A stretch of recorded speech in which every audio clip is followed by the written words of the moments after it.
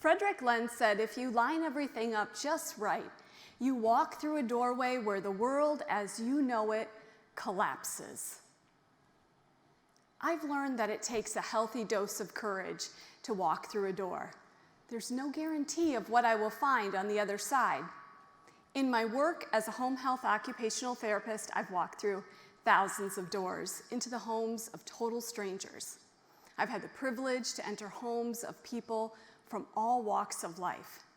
And what I have found is this, that no matter how different our experience or our lived circumstances are, we are more alike than we are different. The National Human Genome Research Institute found that any two human beings are 99.9% genetically alike. In 2016, I had an opportunity to experience this for myself in a profound way.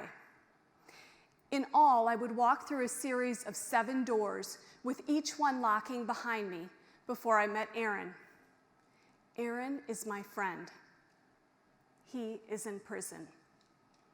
Months earlier, a casual conversation at lunch turned more serious when the topic of prison came up.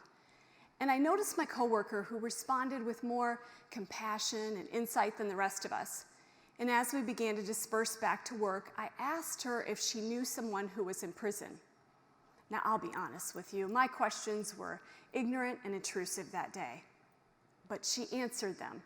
And she told me that her brother Aaron was serving a lengthy sentence for a despicable crime and that he maintains his innocence. My heart broke for my friend that day. She's a busy working mom like me.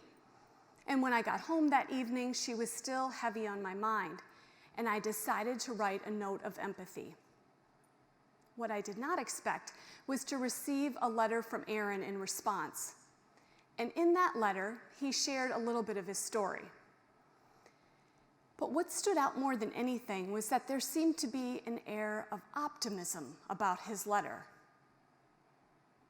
And I wondered how that could be. I had expected that maybe he would be depressed or angry given his circumstances, but not hopeful. And I was curious.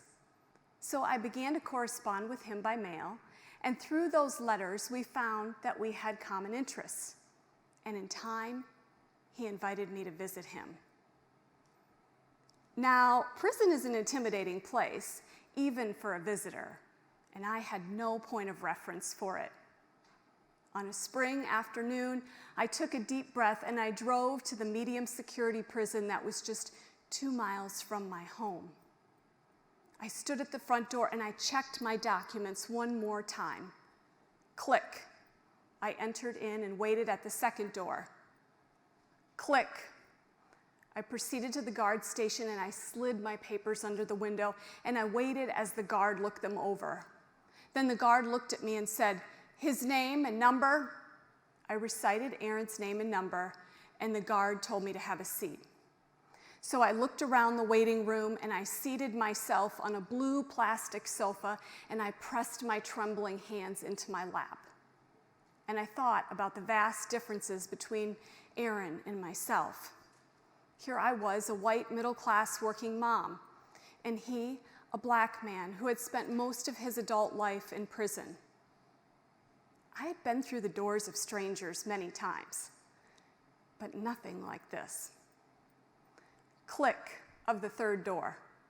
My name was called, and I proceeded through the pat-down process and the metal detector, much of which you would recognize as airport security, but some you would not, like having to toss my hair to prove that I wasn't concealing contraband. Click of the fourth door. Click of the fifth door. As I continued to weave my way through the prison, I began to really get a sense of how alone I was in the situation. My husband and children weren't with me. My title and reputation didn't follow me in the door. I didn't even have my cell phone. When we reached the sixth door, it was a heavy iron gate that, once released, would slowly creep to the side until there was enough room for all of us that were visiting at that time to pass through. And then we would wait between the two doors while they resecured the 6th before they released the 7th. Click. Now I was 7 doors in, and what I did not recognize that first day is that I would travel through these doors many times in the months that would follow, and they would transform me in ways that I could not have anticipated. In the visiting room, I was assigned a table, and I seated myself at the cold metal table, and that first day, I waited for nearly 90 minutes for Aaron to arrive. And as I sat there, I was surrounded by other tables of men who were receiving visits on that day. And I thought about all the times that I had driven past the prison. Oftentimes when I had driven past, I would see the men exercising in the yard. And I would look on and I would wonder who was there and what had they done. Sometimes I diverted my eyes because it was too much to take in. But sometimes I looked on in a very judgmental way, and I wondered, had they learned their lesson? But on that day, as I sat there, I observed their smiles and their laughter and their genuine conversation. And in time, that conversation started to include me. And I overheard them saying things like, "She's been waiting so long. I wonder if he even knows she's here. They'll hardly have time to visit. Visiting hours are almost up." Why had I never considered their kindness and compassion all those times I had driven past the prison? Now I could see my bias and judgment in front of me and how it was limiting me. Eventually, Aaron did arrive. And on that first day, he hadn't expected for me to visit. And I remember him saying, "I'm sorry if I'm a little out of sorts. I've just come off of a 3-day fast." There was definitely something different about him. He seemed to have a peace and even a confidence about him that exceeded his circumstances. Now, I told you that the two of us had vast differences between us, and we did. I'd grown up on a farm in Illinois with my two parents who guided me and encouraged me. And Aaron, on the other hand, he had also grown up in Illinois, but in urban poverty. And his parents, they were battling their own struggles, and that left him to fend for himself at a young age. Aaron had been an all-American high school athlete, and me, I had been the girl in right field who picked dandelions. Yet we found that we had things in common. We had a shared taste in music. We liked to read and discuss the same genre of books. And of course, we liked to tell stories about our children. Yet I began to catch a glimpse of just how much my color and my situation put me on a completely different path from Aaron's. I'd grown up in a community of privilege and whiteness.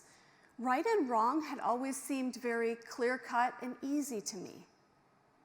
What I had not realized was that there were circumstances and situations that made those lines blurry and sometimes even necessary to cross.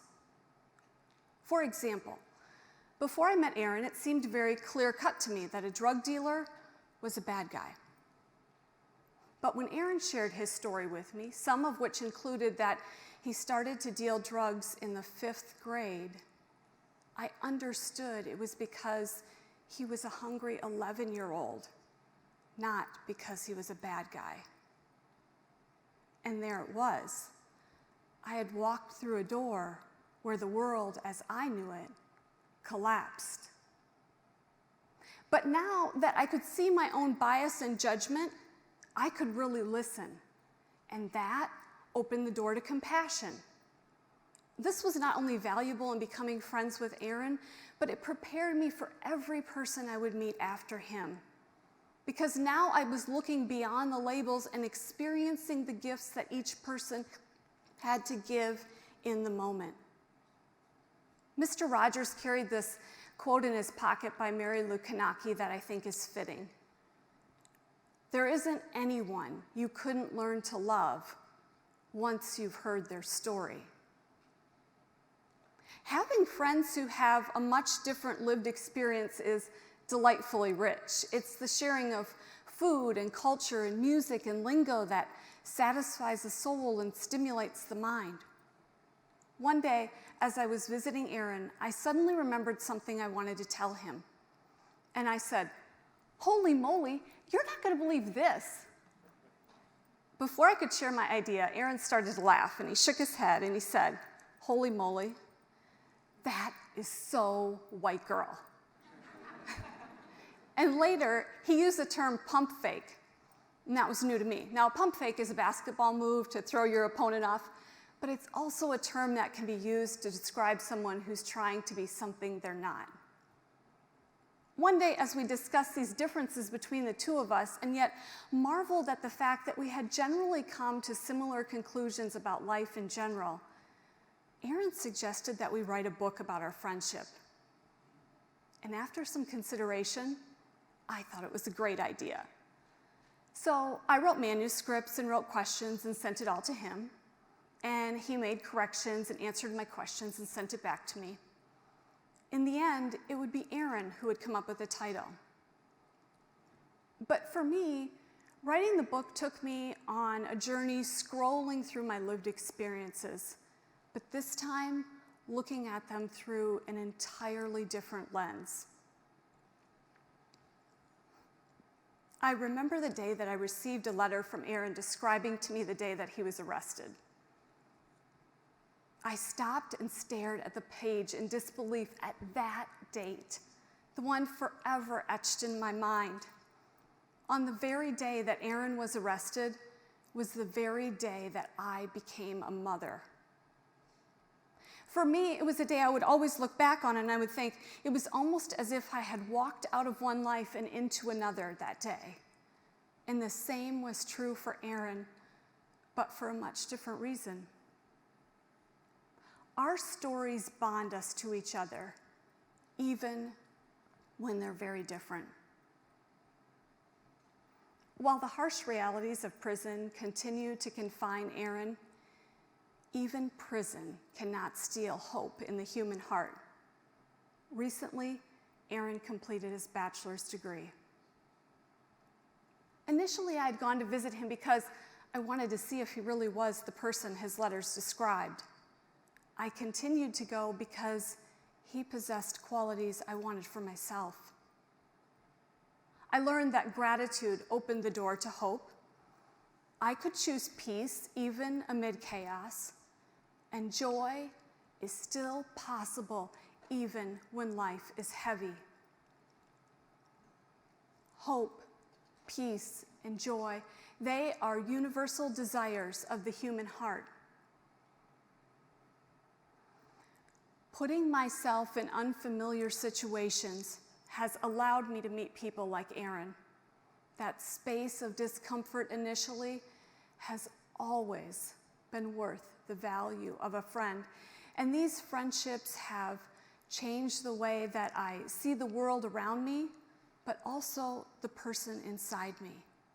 Their stories have allowed me to step into their shoes, but for a moment, and to see life from a different point of view. The possibility is there for you too. We are more alike than we are different, if only we have the courage to walk through the door. Thank you.